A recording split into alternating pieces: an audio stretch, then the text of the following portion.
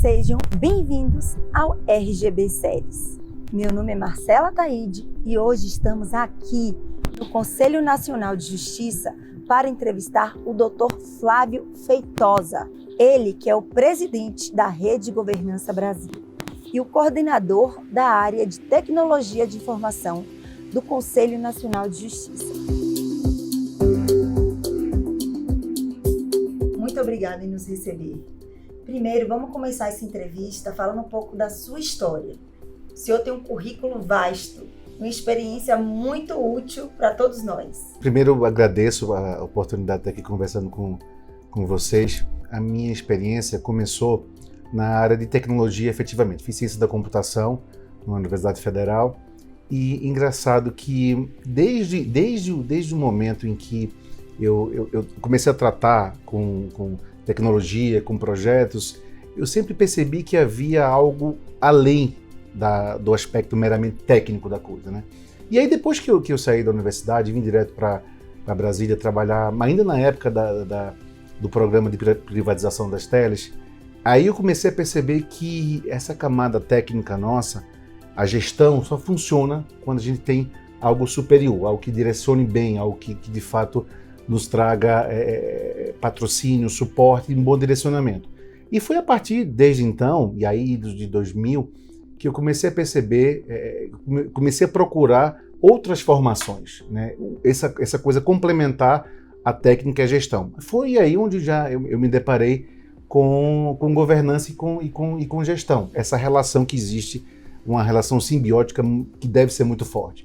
Só que na época de 2000, aqui no Brasil ainda era muito incipiente se tratar em termos de governança. Na época, governança corporativa. Pública nem havia. E eu lembro que na época eu trabalhava numa empresa de telecom que tinha a intenção de listar seus papéis na Bolsa de Valores de Nova York. E para você fazer isso, você precisa seguir toda uma preparação regulatória por meio da Sarbanes-Oxley, que é a lei que surgiu depois do escândalo da Enron, que foi também um marco da governança. E aí eu tive contato com todo esse arcabouço da governança desde aquela época e me apaixonei pelo tema. Então, a partir de então, eu venho passeando entre gestão e governança. Quando em 2007 eu me tornei servidor público, né, e comecei a tentar trazer esse arcabouço de governança corporativa para o meio público. Ainda naquela época, 2007, ainda de fato falava-se pouco. E aí, na penúltima década, que de fato a governança pública foi começar a ter já algumas referências, alguns arcabouços. O TCU foi um grande pioneiro nesse aspecto por meio da iniciativa do ministro Nardes e aí estamos aqui. A rede efetivamente ela começou em 2019, então somos muito novos, né? Mas em 2 anos e meio entre criação e operação, a gente conseguiu construir um capital intelectual fantástico. O nosso principal ativo são nossos voluntários, assim como você. Temos aí mais de 400 voluntários, né, que dividido em quase 30 comitês temáticos, né, trabalham com temas muito importantes para o Brasil, né, o que a gente chama de a nossa área FIM. E ao longo desse período, a gente foi crescendo muito nesse arcabouço do conhecimento, desse capital intelectual, e a gente precisa agora montar uma estrutura operacional e mais tática para dar suporte a tanta demanda agora que a rede se tornou de fato conhecida nacionalmente. E no primeiro momento a gente começou a atuar efetivamente aqui em Brasília e logo a gente conseguiu já ter capilaridade em alguns estados e também em alguns municípios e também já em alguns países da América Latina. Então a nossa prioridade para 2022 que inclusive é um ano bem emblemático, né? A gente vai ter eleição, Copa do Mundo, é um momento inclusive que a gente pode já se conectar com os presidenciáveis para trazer já a tese da governança. Então nossa prioridade primeiro, a gente está com um trabalho, um projeto para cada um desses temas que a gente vem trabalhando, que são temas que envolvem saúde, infraestrutura, conformidade, etc., educação, a gente vai trazer cada um dos comitês vai trazer uma temática importante do ponto de vista de governança pública. A gente vai juntar e consolidar isso num item de uma proposta para o plano de governo, né, do nosso próximo presidente. Então a gente espera, no final do ano, a gente a rede levar para o novo presidente, né, essa proposta de aumentar essa difusão da governança pública no nosso país e assim já começar esse novo governo já de alguma forma inserindo no seu plano de governança, vamos colocar assim, essa tese da governança. Essa vai ser uma prioridade para a gente muito rica nesse ano. E, em paralelo, a gente reforçar a nossa capacidade operacional e tática, porque o Brasil é muito extenso e somos mais de 5.500 municípios, né, vários estados, enfim, poder judiciário, poder legislativo, e a demanda por essa tese de governança aumentou significativamente. Então, para a gente, de fato, conseguir ter essa capilaridade, atender a essa demanda, que é uma oportunidade fantástica, a gente não está indo, os prefeitos, os governadores, os secretários de conformidade estão procurando a gente. Então, a gente tem que estabelecer, criar uma estrutura de processo de capacidade operacional tática para atender essa demanda que está chegando para a gente. Essa implementação da governança é muito importante, né? Porque traz eficiência e eficácia, né, para o setor público. E com tantos profissionais capacitados que tem na rede, realmente vai ser um impacto grande. E o risco Brasil está muito alto, né? A gente tem que diminuir esse custo Brasil, né? O custo Brasil com a governança diminui bastante. A gente faz uma leitura que o Brasil é um país muito rico. É rico em recursos naturais, é rico em povo, em diversidade. E o que acontece é que uma ausência, uma governança deficiente, né, direciona de maneira ineficiente o nosso gasto público. E aí termina que a gente tem o custo Brasil muito alto, né, e o resultado desse custo, desse gasto, né, gera pouco impacto. Qual é o efeito então de uma boa governança pública no que tange especificamente a questão do direcionar bem os investimentos públicos? Primeiro, definir o que é prioridade naquele momento, se é educação, se é saúde, se é integridade, né, e aumentar a sua eficiência no seu gasto. Por exemplo, nós hoje temos mais de 11.000 obras paradas. O que é isso? São investimento público, né, que não teve uma boa governança e terminou não gerando impacto. Então a governança pública, ela vem em vários dos aspectos, né, do ponto de vista estrutural, mas se a gente pensar especificamente no impacto que é uma boa governança pública, é um impacto de um bom gasto público, de um bom direcionamento de investimento e, por conseguinte, né, trazer bons serviços públicos para a sociedade. É isso, é simples assim. Perfeito, né? Só basta implementar. É isso que nós estamos lutando. Né? Exatamente. Inclusive, já aproveitando, a gente tem um projeto de lei que a gente está atuando em conjunto lá com o Congresso, que é um projeto de lei da governança. A gente tem muito otimismo que isso saia ainda esse ano, que vai ser um grande marco para a governança pública no país.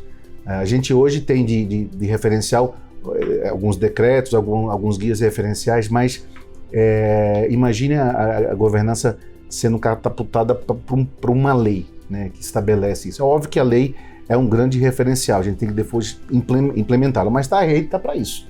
O legislativo contribui com a lei, o executivo implementa e a gente ajuda a fazer acontecer. Perfeito, e é isso que a gente vai lutar para acontecer. Exatamente. Dr. Flávio, o Conselho Nacional de Justiça é um órgão de excelência em gestão e governança e visa aperfeiçoar o poder judiciário brasileiro em prol da sociedade. O senhor é o coordenador de governança de tecnologia da informação do CNJ.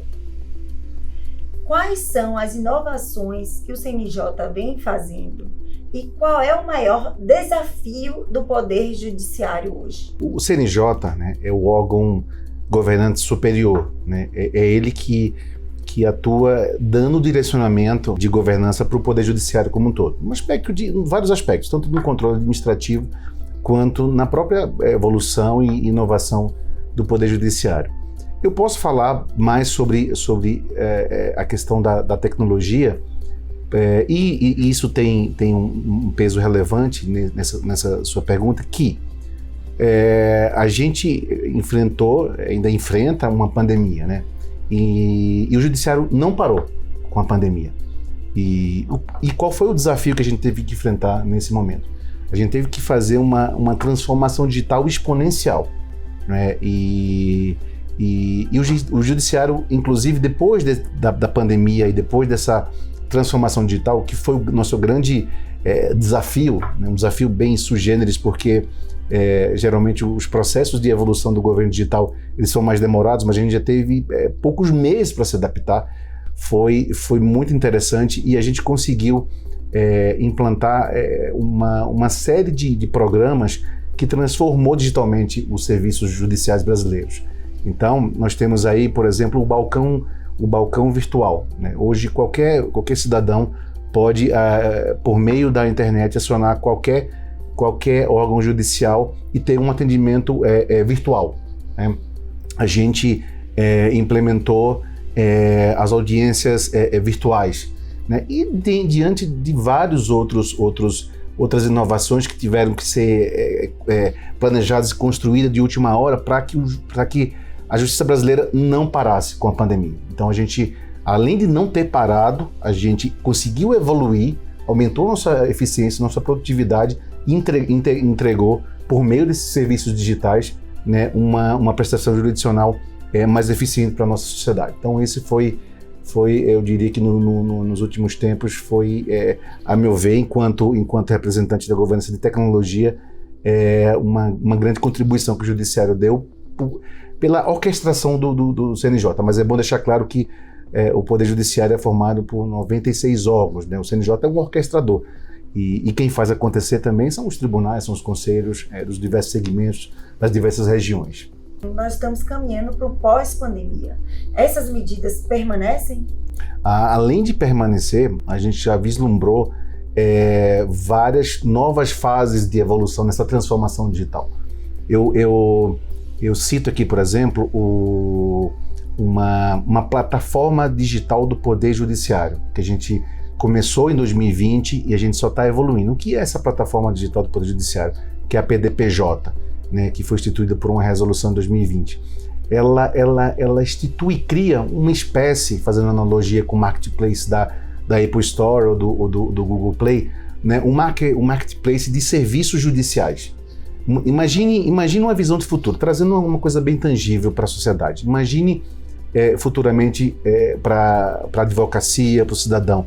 Ao invés de ele entrar em vários sites, sistemas judiciais dos tribunais, ao invés de ele ter que procurar nas diversas instâncias como é que está o seu processo, etc., imagine um portal único em que você entra, independente em qual instância está, em qual tribunal, em qual vara está, ele vai ter o acesso aos seus processos todos ali.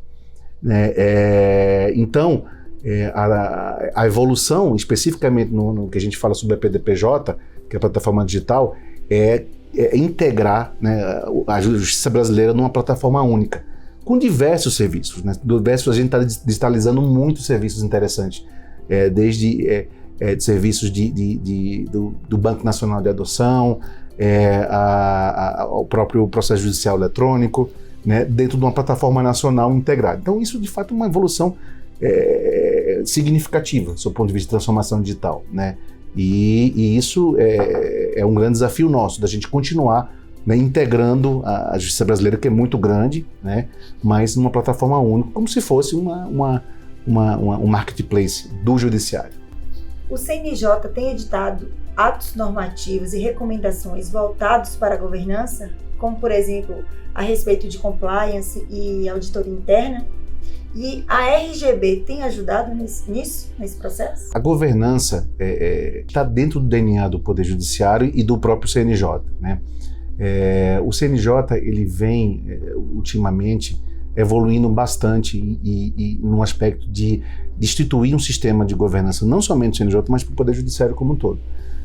Então, eu cito algumas resoluções. Eu cito a Resolução 370 de 2021, que estabeleceu a Estratégia Nacional Digital do Poder Judiciário, em que há um direcionamento nacional que foi construído colaborativamente com os tribunais da estratégia de transformação digital do Poder Judiciário. Então, isso, imagina 96 tribunais e conselhos trabalhando em conjunto com a visão nacional de estratégia digital, que é desdobrada de uma estratégia nacional do Poder Judiciário.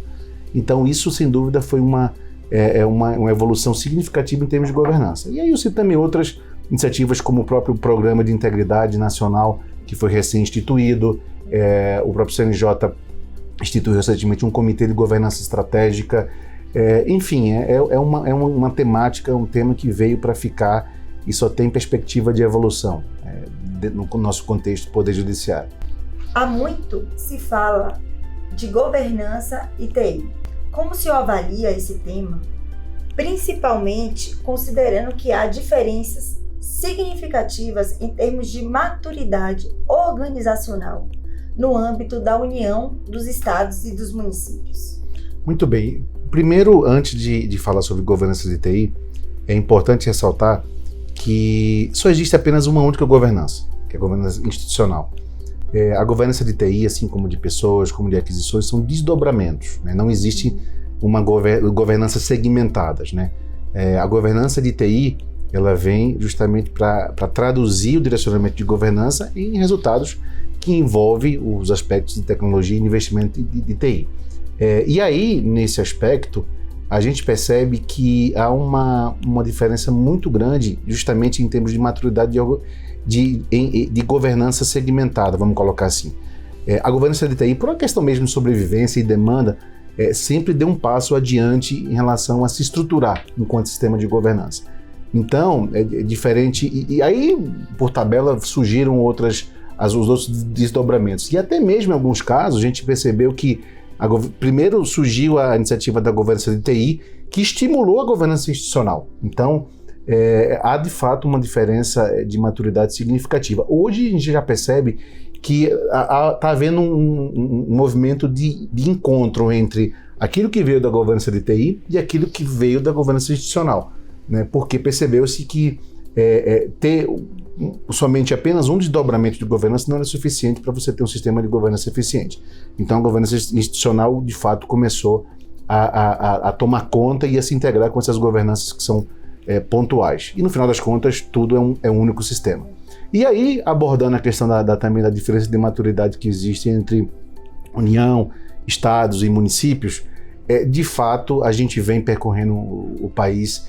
A gente faz um trabalho de mentoria em governança em municípios, nos estados, também no âmbito federal, na União, e de fato a gente percebe que há algo em comum, uma vontade e necessidade de se ter sistemas de governança pública bem instituídos. Isso é uma vontade comum, independente se é de um município de pequeno porte ou até de um órgão de cúpula daqui. Isso é um aspecto importante.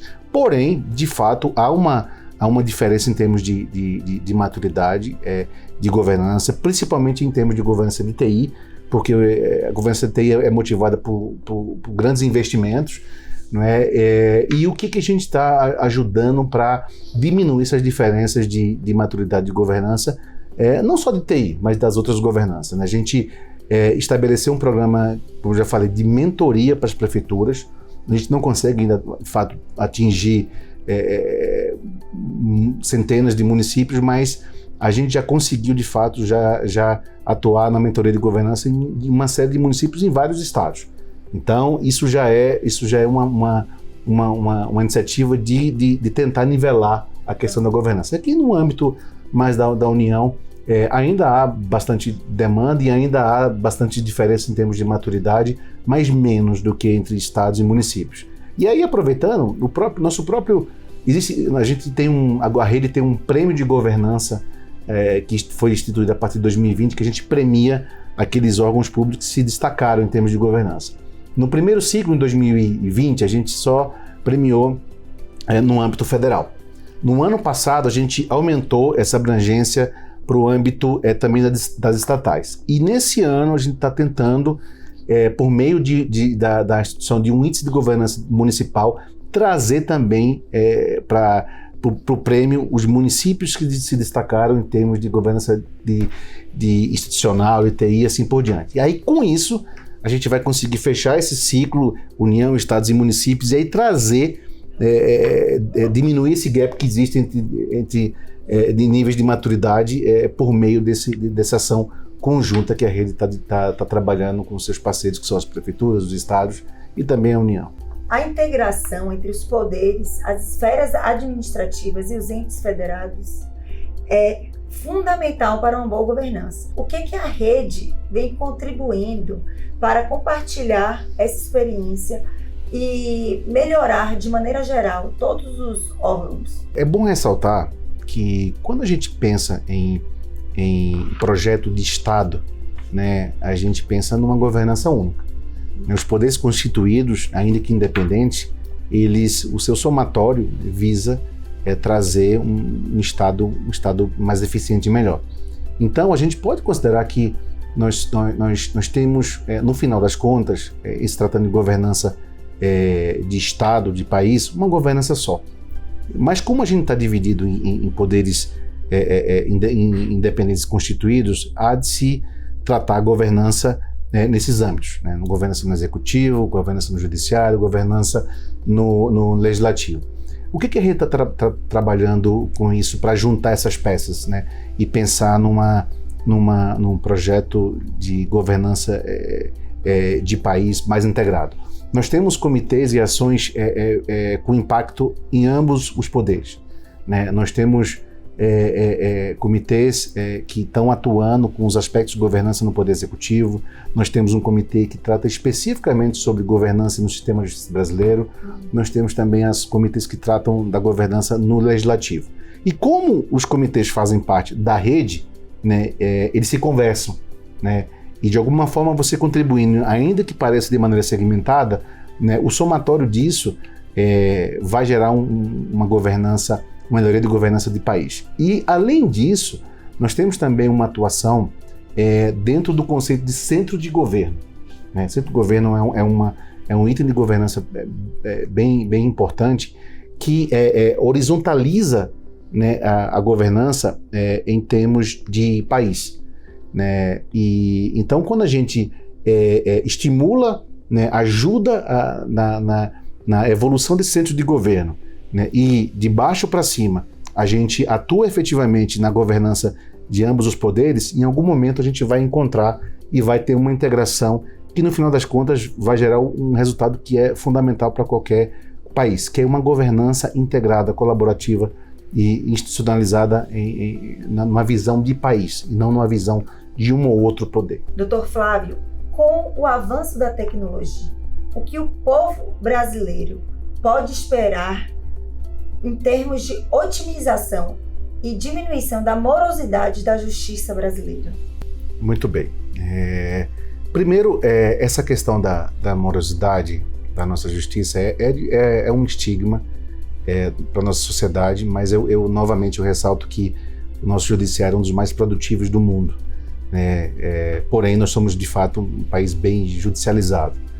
E aí, por conta disso, né, o Poder Judiciário, e aí trazendo para o contexto da tecnologia, da governança de tecnologia, né, essa transformação digital, né, dos serviços jurisdicionais, ela opta, né, ela tem como missão diminuir não somente a questão da velocidade quantitativa da morosidade do aspecto da prestação jurisdicional, mas também pela qualidade.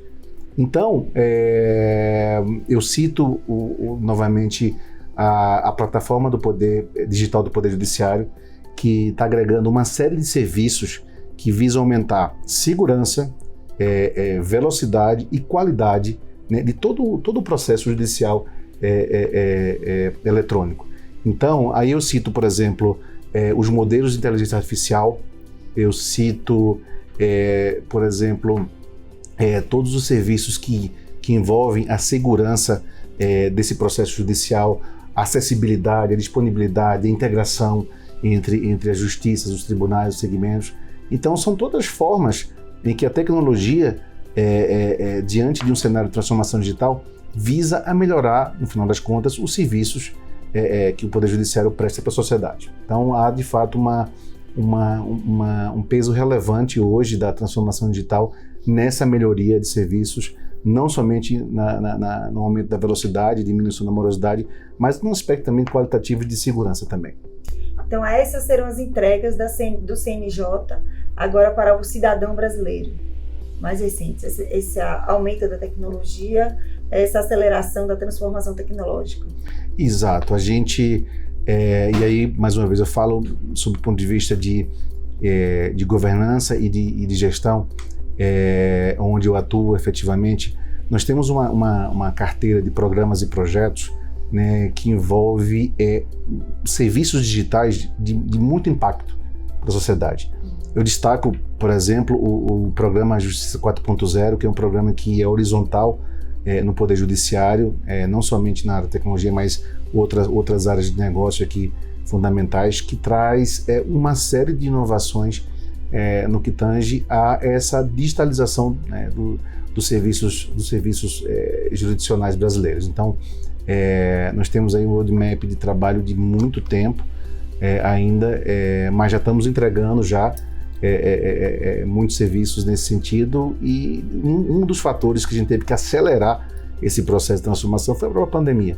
A pandemia, a gente teve que, em pouquíssimo tempo, temos que nos adaptar a entregar um ambiente seguro, viável, considerando o isolamento social, né? Então, acelerou exponencialmente a transformação, e agora é um caminho sem volta. A gente tem ainda muito o que evoluir, mas nosso roadmap está bem interessante, né? A gente visa aumentar ainda mais a qualidade do nosso serviço, que é, sem dúvida, uma das grandes missões da boa governança. Dr. Flávio, na sua opinião, como o Poder Judiciário brasileiro está contribuindo para a segurança jurídica do país e, com isso, obter uma atração do investimento estrangeiro, principalmente agora que o Brasil vem sendo prospectado como a maior biopotência do mundo?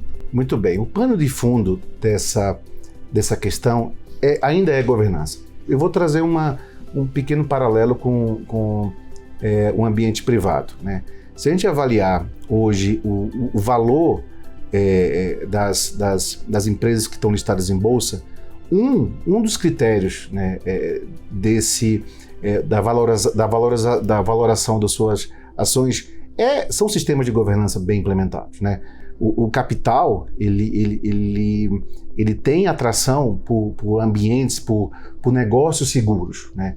E isso, a governança traz essa segurança efetiva. E aí, trazendo para o ambiente público, né, não somente o Poder Judiciário, mas os outros poderes, quando você estabelece sistemas de governança consistente, né, automaticamente isso gera uma segurança jurídica, que automaticamente gera um ambiente mais atrativo para o capital estrangeiro. Então, a resposta é investir em governança, né, que por consequência vai gerar não somente segurança jurídica, mas segurança em vários outros aspectos que envolve direcionamento, conformidade, integridade, o que é excelente, diminui o risco, né, de investimento e efetivamente atrai capital para o nosso país. O modelo de governança implementado na justiça brasileira é eficiente? Vamos lá. O Poder Judiciário, né, somos 96 tribunais e conselhos, né? O sistema de governança, né, principalmente com a atuação do CNJ, o CNJ acabou de completar 15 anos, né? E isso, ainda que seja considerado jovem, já é um elemento de governança interessante. Tem uma governança superior, ter redes de governança colaborativas, como a gente já tem no Poder Judiciário. Então, eu diria que a gente vem evoluindo bastante em termos de maturidade de governança da justiça brasileira. Mas eu vou além e coloco que nós temos também um desafio, aí não falando somente do Poder Judiciário, mas do sistema de justiça brasileira. Aí eu incluo advocacia, defensoria, Ministério Público.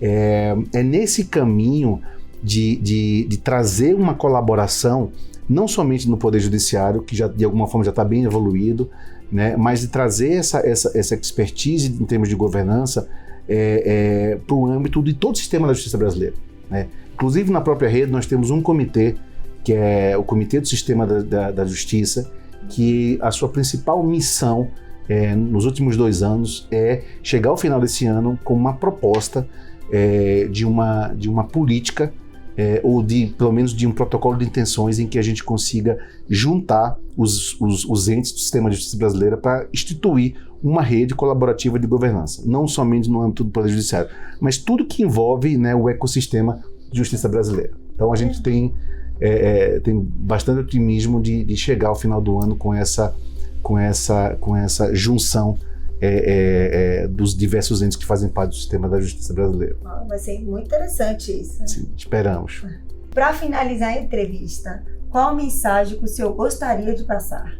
Bom, nesse ano em que a gente está num processo de transição, é um ano muito importante para o nosso país, né? A mensagem que a rede quer passar para os nossos governantes, aqueles que vão estar daqui a algum tempo, que eles considerem, né, que a governança, que a tese da governança, ela tem um efeito transformador, né? Mas não num âmbito meramente administrativo, burocrático, mas é um efeito transformador que gera impacto para a sociedade. Por outro lado, é importante que também a sociedade se interaja para cobrar dos nossos governantes que governem com um bom sistema, uma boa prática.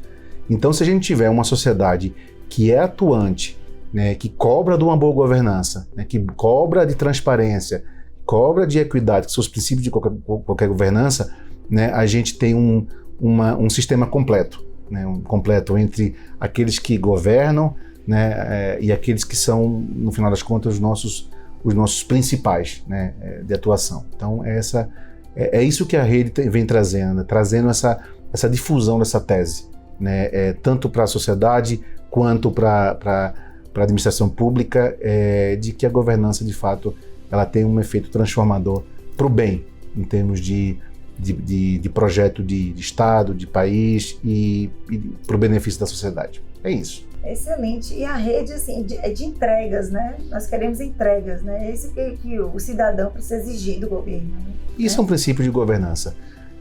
Transformar o investimento que a sociedade coloca na mão do governante por meio de impostos, e ele transforma isso em um resultado, um benefício para ela. É isso que a governança linka, né, esses interesses, né, que devem ser compartilhados em comum.